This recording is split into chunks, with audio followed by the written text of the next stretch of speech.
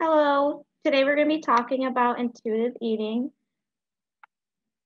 My name is Rachel Minnich, and a little bit about me. I'm a dietetic intern at Northwestern University for the last 9 weeks.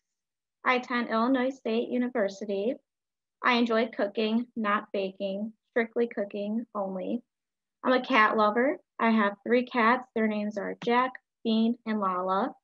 And I'm also a runner. I don't run marathons or anything of that such. I just run for fun. I like long distance. I like to walk. In the beginning, I want to discuss this quote that my internship coordinator talked to me about the first few days of my internship.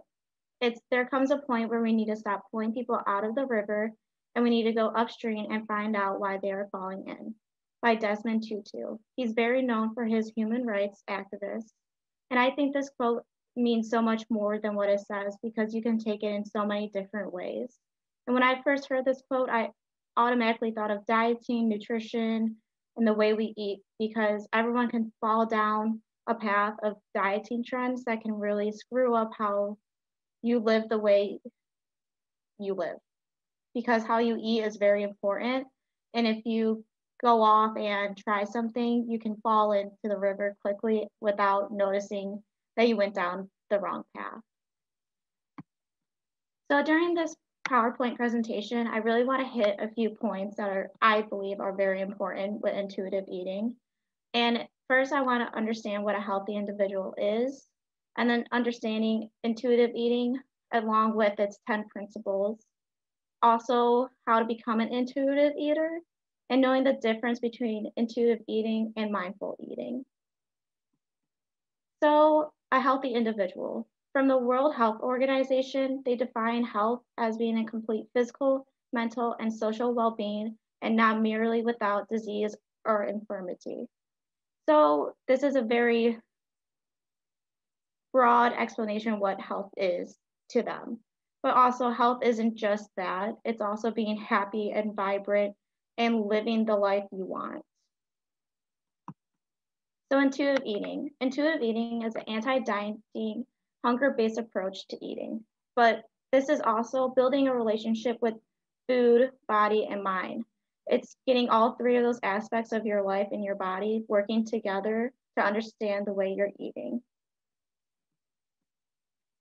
So these 2 ladies are the 2 that discovered and paved the path towards intuitive eating because they believed there was a new way and a new path of understanding your hunger and understanding the way you're eating and paving a path to making peace with food. So the 10 principles of intuitive eating.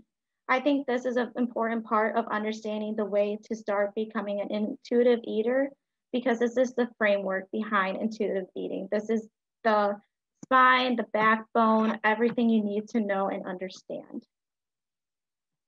The first principle of intuitive eating is rejecting the diet mentality. That means throwing away the diet books, throwing away the magazines, forgetting the scale, and ignoring the negative thoughts. Eliminating false hope of the diet books and the magazines can give you a power that you will only understand once you do it. Because you don't want to keep relying on those things to make your mentality better. It can only make it worse because you want to be the way that those books and magazines show how those people are.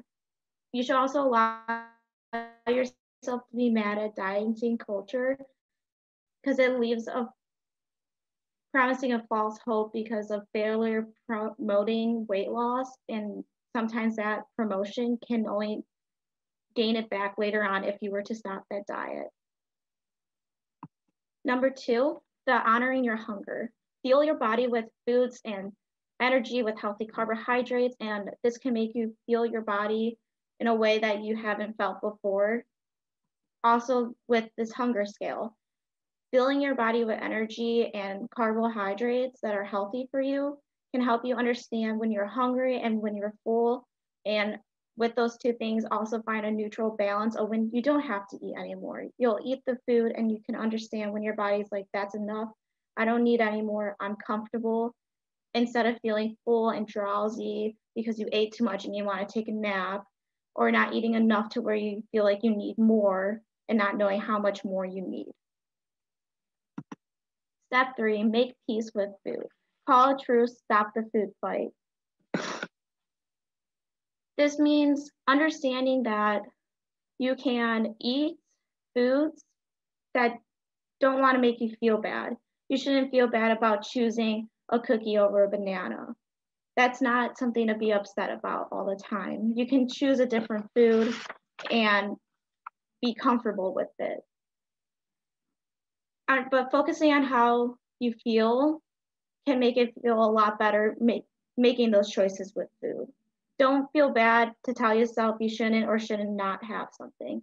You should allow yourself with the choice of food without it being overwhelming.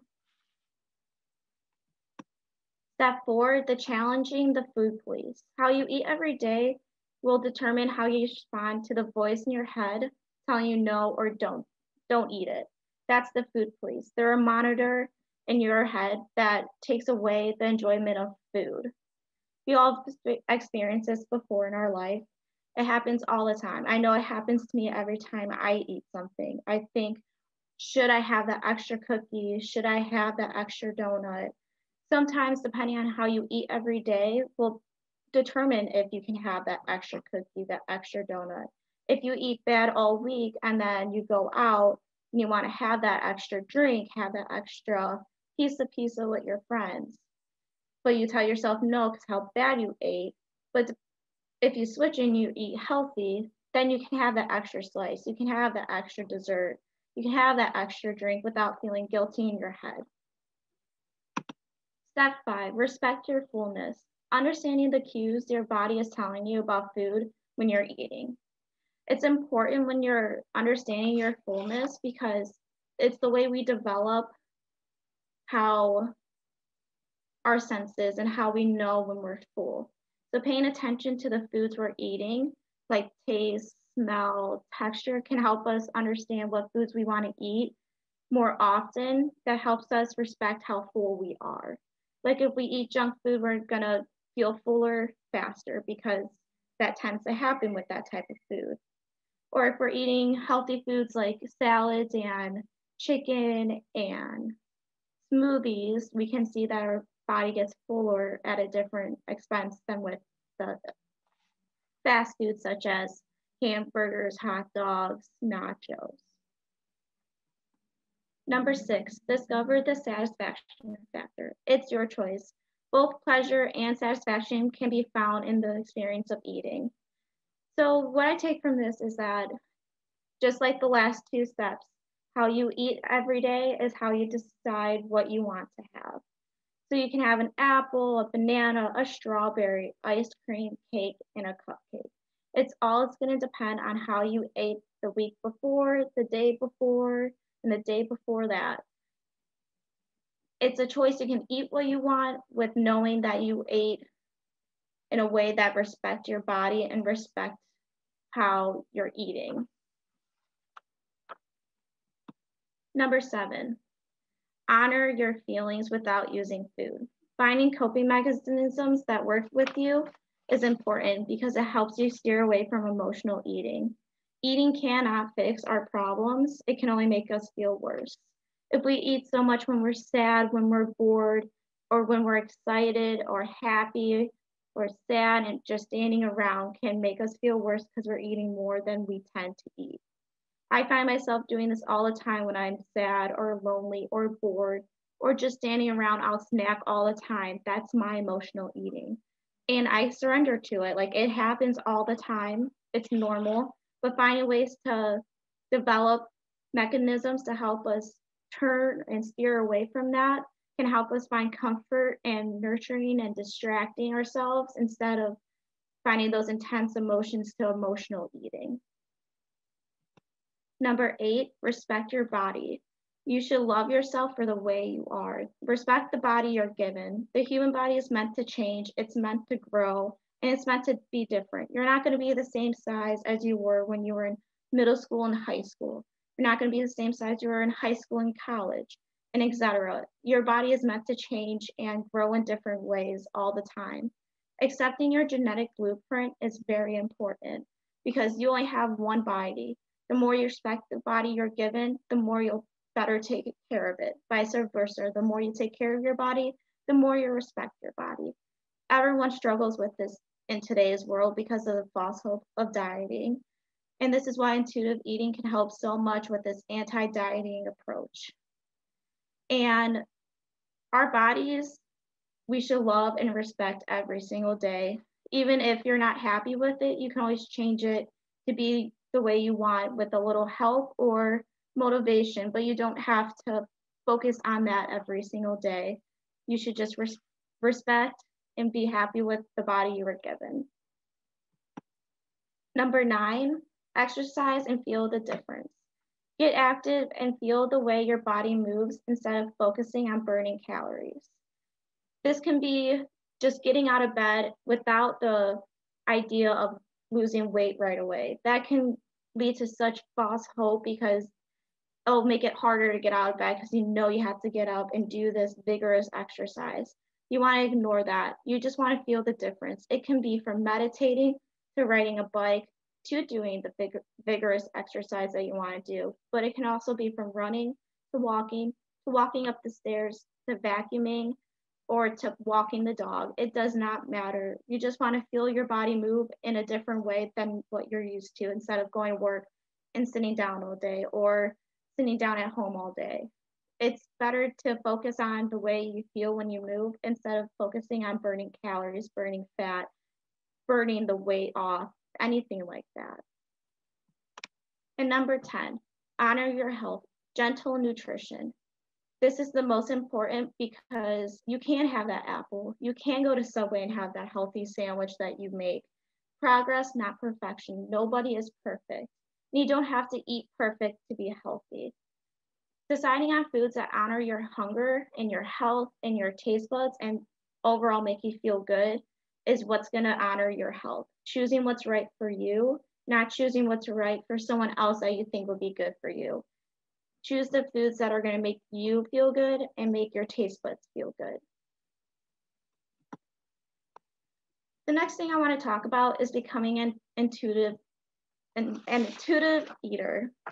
I think this is very important because becoming an intuitive eater embraces all 3 parts of your brain. As we grow older, our feelings and our thoughts play a bigger role in our decision making. Our brain controls our hunger, our fullness, our satisfaction, our thoughts, and our emotions. This is very important, and the brain's the most important part of our body because it's so complex. When you're hungry, your body is telling you it's time to decide on what to eat. And when we eat, we often think of what we want to eat, what we want to taste. Will it satisfy us? Will it make us full so we don't want to eat again? And how hungry are we? How much do we need? How much do we want to eat? How less do we want to eat? I think this is important to understand these 5 factors that come from the brain because they'll help us know when we're hungry and when to stop, and when we're full or when we're not full, what satisfies us, if the banana will satisfies us or will the sandwich satisfy me, my thoughts, do I need the sandwich or do I want the banana, as well as the emotions that go behind it. How will this make me feel? Will it make me feel happy that I feel better about myself, or will it make me feel worse about myself? And the next part I want to speak about is intuitive eating and mindful eating. What is the difference? Intuitive eating, like we said before, is an anti-dieting, hunger-based approach to food that helps us build a relationship with our body, mind, and food.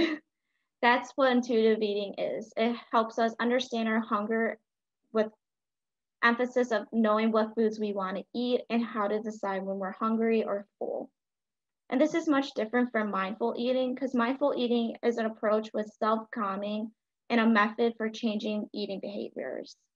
This is different from intuitive eating because it helps awareness of our positive and nurturing opportunities for food preparation and consumption. We want to plan the foods we eat so we know what we're consuming when we eat it. This also helps us select foods that are both pleasing and nourishing, which is similar to intuitive eating. But also we want to acknowledge our responses without judgment. we can have the cookie without judging ourselves. We ate good this week, so we can have the cookie without the judgment. And also learning to be aware of hunger and our satiety cues. This is important, just like intuitive eating. We want to understand when we're hungry and understand when we need to eat something, when we need to eat it. And that was my presentation on intuitive eating. Does anybody have any questions?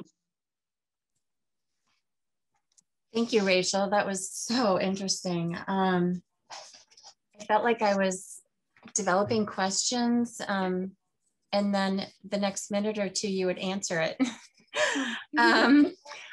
I think one thing I'd love clarification on the hunger scale, what number should we strive for? Should we strive for 7, the completely satisfied, or what range or numbers should we target? I'm going to go back to the slide so we can look at it as well while talking about it. I would range for a 6 or a 7. Those feel like the most comfortable. Even a 5, if you feel neutral, would even satisfy your body. In my opinion, a 5 to a 7 would be a perfect range of understanding when you're satisfied. All right. I loved so many of the principles, the 10 principles. I personally, like you, I could resonate with each one of them. I think the one I appreciated most was just respecting our bodies and constantly reminding ourselves that we're worthy of whatever, you know. I also had a question, but you answered it, the difference between mindful and intuitive. I thought that was important to point out because I think they're very closely. They're very close together. It confuses me a lot. They have very similar ideas behind each other. I also love the progress, not perfection. You know, I think that could be applied to so many different areas, from exercise, nutrition, so many lifestyle habits. It's all about trying new things every day. It's progress. You don't have to jump right into healthy eating. You can try new healthy foods before you go into the straight, I'm going to be healthy all the time mindset. It's being progressive in the way you're eating instead of going straight to the idea of perfection. Yeah. Lisa, did you have anything else to add? I did. First of all, I thought that was excellent, Rachel. Just like Nancy said, I just talking through all those 10 points and then do a comparison with mindful eating and intuitive eating was I think really revealing, and it will be interesting to people. The one question I have, which I think sometimes comes up, is this mindful eating and intuitive eating, is this meant for weight loss, or is it really meant for kind of calming that inside anger? I don't mean truly anger, but food anger, so that I you think it's definitely the food anger first. It helps you develop the relationship with food, but also you will maybe, from what I've seen from other researchers, you can develop maybe some weight loss because you're helping your body find the way it wants to eat, but mostly it's to build on the relationship with food. And then you'll start seeing maybe results 6 or a year down the line, seeing how your body changes with the food you eat. But I think it's all based on developing that relationship with food in your body and how you eat and how much you're hungry and how much you're full. I think it's definitely the relationship with food first instead of the weight loss idea behind most diets. So it seems like the goal of intuitive eating and mindful eating is that healthier relationship with food, which would probably lead to just happier, more content feeling. And as Nancy said, just feeling comfortable in your body. Hey, there might be weight loss a little bit along the way, but calling a truce, saying, hey, I embrace the body I have and feel comfortable in it and move more sounds like that's all part of it, right? Yep. It's about respecting your body first and learning how to take care of it, or learning how to take care of it to respect your body, like we talked about the other day. So it's about respect and grow and learn, and same thing before, learn and grow and respect. It can go either way.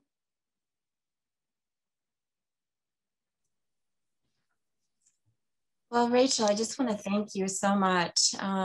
This topic is going to really be of interest to our university community. And well, thank you for having me. yes, I just want to thank you. And we wish you all the best in your future endeavors. Yes, great job. Great job. Thank you, Rachel. Thank you.